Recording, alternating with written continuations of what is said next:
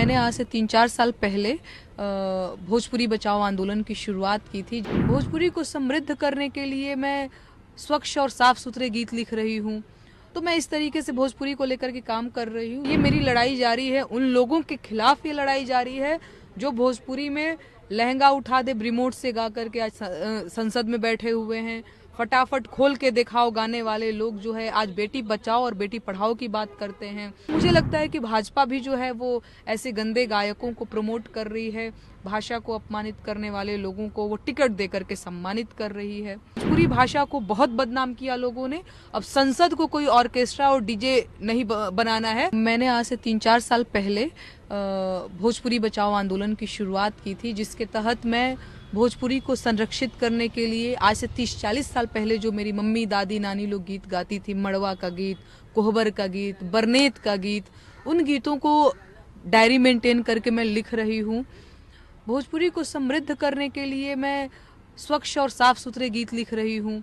तो मैं इस तरीके से भोजपुरी को लेकर के काम कर रही हूँ। दूसरी चीज़ ये है कि आजकल भोजपुरी में आप गीत सुनती होंगी, बहुत वल्गर और बहुत अश्लील गीत बजते हैं। तो मैंने उसके खिलाफ ये आंदोलन छेड़ रखा है। मुझे ये भी पता है कि इस आंदोलन में मैं बिल्कुल अकेली हूँ। कई बार मैंने अपने कई लोगों को बोला कि आओ आप मेरे साथ इस आंदोलन से जुड़ो, लेकिन सबने बस इस बात से कन्नी काट ली कि नहीं, मुझे फलाना भैया के साथ डुएट करना है, गाना है, थोड़ा सा अश्लील नहीं गाएंगे तो व्यूज़ नहीं आएगा, थोड़ा सा वल्गर नहीं गाएंगे तो व्यूज़ नहीं आएगा। तो ये मेरी लड़ाई जारी है, उन लोगों के खिलाफ ये लड़ाई जारी है जो भोजपुरी में लहंगा उठा दे रिमोट से गा करके आज संसद में बैठे हुए हैं।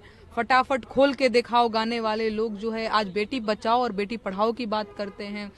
वो लोग जो लहरिया लुटाए राजा और गोदी में लेके जन खो दिए जीजा जी जैसे गाने वाले को जब टिकट दिया जाता है तो मेरी लड़ाई जो है थोड़ी सी और मेरी आवाज़ और थोड़ी सी और मेरा सवाल जो है और तीखा हो जाता है। और बहुत ज़रूरी ये सवाल है इलेक्शन के टाइम पे, इसलिए क्योंकि अभी आपने देखा होगा बीजेपी ने पवन सिंह जी को टिकट दिया था आसनसोल से। तो मुझे लगता है कि भाजपा भी जो है वो ऐसे गंदे गायकों को प्रमोट कर रही है, भाषा को अपमानित करने वाले लोगों को वो टिकट दे करके सम्मानित कर रही है। यही सारी चीज़ें, यही मेरी भोजपुरी को लेकर के मेरी लड़ाई है कि भोजपुरी भाषा को बहुत बदनाम किया लोगों ने। अब संसद को कोई ऑर्केस्ट्रा और डीजे नहीं बनाना है। वो संसद है, वो बहुत सम्मानित जगह है, वो कोई स्टेज शो का वो ऑर्केस्ट्रा नहीं है और वो डीजे और फलाना ढिमकाना जो चीज़ें होती हैं वो नहीं है। मेरा सवाल सिर्फ पर्टिकुलर मनोज तिवारी, रवि किशन निरहुआ और पवन जी से ही नहीं है, मेरा सवाल भाजपा से भी है। भोजपुरी की बर्बादी में जितना हाथ मनोज तिवारी का, रवि किशन का, निरहुआ का और भी बहुत सारे लोग हैं उनका है, उतना ही रोल मैं भाजपा का भी मानती हूँ। और मैंने कई बार ये चीज़ कहा है कि मुझे तो कई बार लगता है कि भाजपा ने भोजपुरी को बर्बाद करने की जो है वो सुपारी ले रखी है। कोई भी भाषा जिसमें बहुत सुंदर गीत बन सकते थे, अगर मैं खासतौर से भोजपुरी की बात करूं तो रोजगार के गीत बन सकते थे, महंगाई के गीत बन सकते थे, महिलाओं के शिक्षा के गीत बन सकते थे, किसानों मजदूरों के गीत बन सकते थे। उन गीतों में सिर्फ लहंगा, चोली, ढोड़ी, पेटीकोट और महिलाओं को अपमानित करने वाले ही गीत बने।